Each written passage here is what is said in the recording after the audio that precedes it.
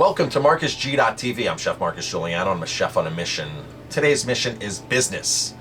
Creating a culture in your workplace. It's so important. All the things, people, let's face it, people can work anywhere now, right? There's a lot of opportunities. You can work from home, you can work from your office, you can work from your mobile phone, you can work from your car, you can work from anywhere. You don't need to show up to a job anymore to work. And you said that, you took it right out of my words right out of my mouth, Jamie. That was perfect. So what differentiates your restaurant or your business from their competitors? Well, a lot of times it's your staff, and how happy are your staff determines how happy your guests are. It's a direct correlation. Happy staff members, happy guests. You have to love your job to be able to do your job properly. So Jamie, we did a little powerful exercise this morning with our staff, and we just want to share a quick, we don't want this video to go more than 3-4 minutes, 5 minutes at most. And we just want to share one powerful tip that we did this morning to build culture, because culture is really the driving force of your restaurant. And we just saw a survey at our mastermind group, Jamie. I think it was like 60, 70, I don't know the exact numbers.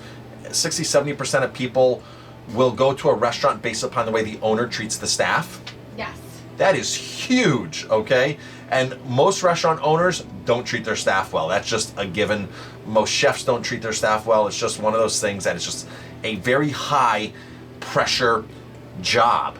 And when you're jamming, when you're rushing, when you're packed, when you're in the weeds, that's when the dictator comes out in most managers, most leaders. You're not really, a dictator's not a leader, a dictator's more of a manager.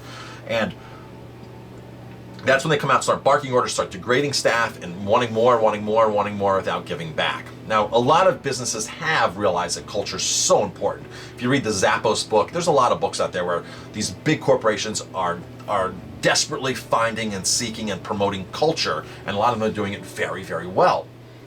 So one thing we did today, Jamie, was we sent emails to all of our staff members, personalized, and it was 2 lines.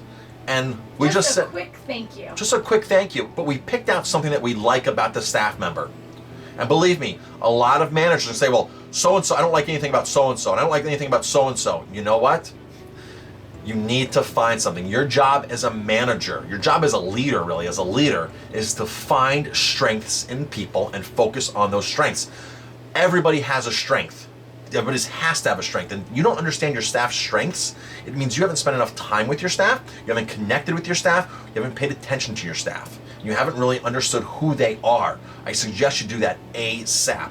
So our 1-2 liners were, hey, thank you very much for being on staff, you work hard, we really like the knowledge that you know behind the bar. Please continue being a great role model to the other staff. So we kind of gave them a great compliment, and then we kind of gave them a task and assignment. One person we said, thank you very much for joining our kitchen this summer. You were the missing link we were looking for. So things like that go a long way. And Jamie, right away, staff started emailing you back, right? They sure did. So we loved working there. Thank you so much for the opportunity. And then we always say in the emails typically, what can we do for you? What can Aroma Thyme, what can our restaurant do for you? What can we do for you to help you grow to the next level? And you'll be surprised that you have a lot of talent on staff right now, on board, that they're not doing what they love, but there's something in your organization that would make them happier and that would maybe make them thrive. Like, I've had dishwashers do my website before because they're young kids, they're tech savvy, they do that. They can do social media, they can manage your social media, they can do things like that. But if they're stuck, washing dishes, prep cooking, bussing tables, they're not expressing really sometimes what their potential is. So find out, sit down with your staff, do monthly check-ins, find out what makes them tick, and then utilize them. But praise, praise, praise, praise, praise. And you find that when you praise people, that they do more of the things you praise them for.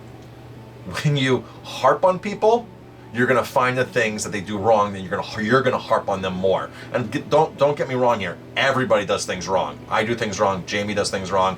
Our best staff members do things wrong. But that's when you have to say, hey, I didn't really like the way you did that, and here's how I would have handled it. Here's how I would have liked to see you handle it. Here's a better way that it would have probably come across. I'm Chef Marcus Guiliano. And Jamie. Check out 50mistakes.com. It's my cyber coaching website for restaurants and really any business. 50 mistakes restaurant owners make. But like I said, it's for any business. Share this video, like this video, and pass it on.